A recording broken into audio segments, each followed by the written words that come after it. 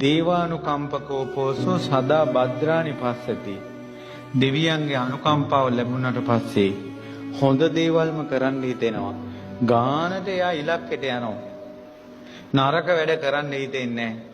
නරකක් වෙන්න ගියත් තප්පරෙන් මග හැරෙනවා. ආරක්ෂාවට එනවා. ඒ ඔක්කොම වෙන්නේ දෙවියෝ සතුටු වුණොත්.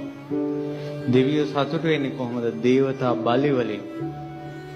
දේවතා බලි කියන්නේ කොමක්ද? දෙවියන්ට පූජාව තියෙනවා.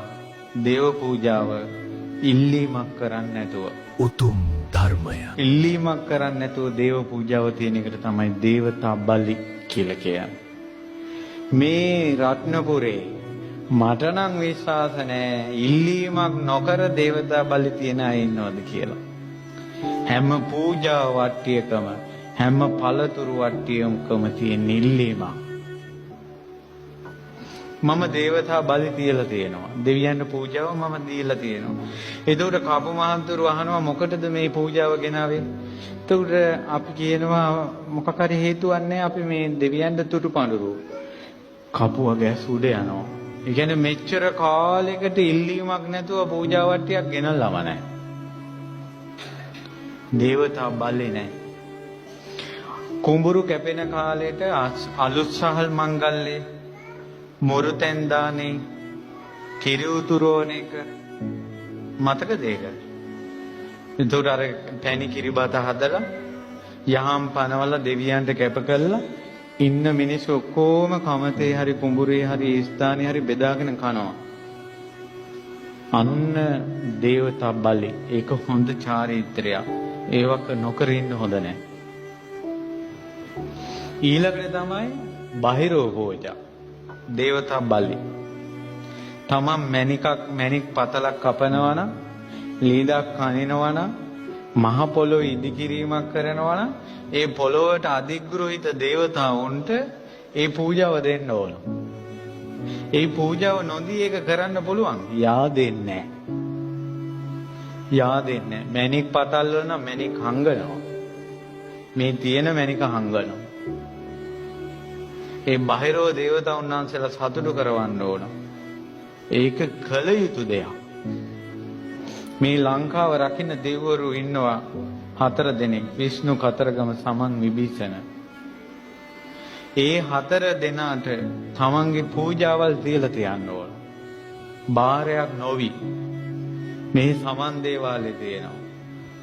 එතකොට මේ සමන් දේවාලෙට මෙහින් ගියොත් නම් අනිවාර්යෙන් යන්නේ මොකක් හරි ඉල්ලගෙන තමයි. ඉල්ලන්නේ නැතුව ඔයාලා බලාපොරොත්තු වෙන දේ කරගන්නත් පුළුවන්. අපි කියමු ළමයට විභාගෙ ළඟයි.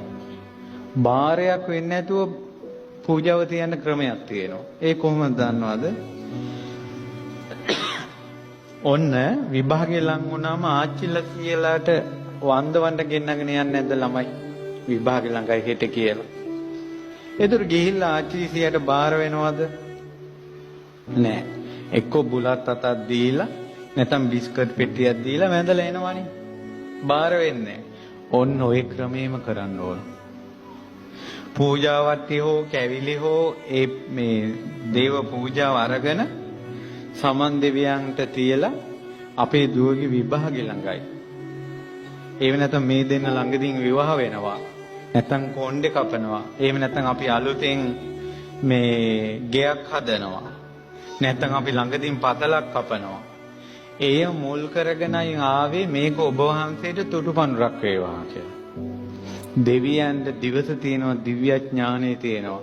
එතකොට ආවේ මොකටද කියලා දෙවියෝ දන්නවා. එතන බාර නැහැ.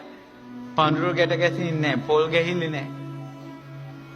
පොල් උනත් ගහන්න පුළුවන් මේ පූජාවට එකතු කරලා මේ සකතෝ හැඳි ගෑවිලා පළ කියලා නෙවෙයි. නැත්තම් සාමාන්‍ය මොරුතෙන් දානවලදී, දේව දානවලදී පොල් ගෙඩිය ගහනවා. ඒකට චාරිත්‍රයක් විදියට කරන්නේ. මොකද මේ පොල් වතුරෙන් යැපෙන අමනුෂ්‍ය පිරිසක් ඉන්න නිසා. ඒ නිසා මේ ළමයිගේ ඉදිරි කටයුතු වලදී ඔයා අපි කියමු පිටරට යනවා. කොරියාව යනවා, කොහේ හරි යනවා. දෙවියන් සමන් දෙවියන්ට පූජාවක් තියෙනවා. මේ අපේ පුතා කොරියාව යනවා ඒ නිමිත්තෙන් ඔබ වහන්සේට පූජාවක් ගෙනවා කියලා. කරණීයමෙත සූත්‍රය කියලා පින් දීලා එනවා. දේවතා බලි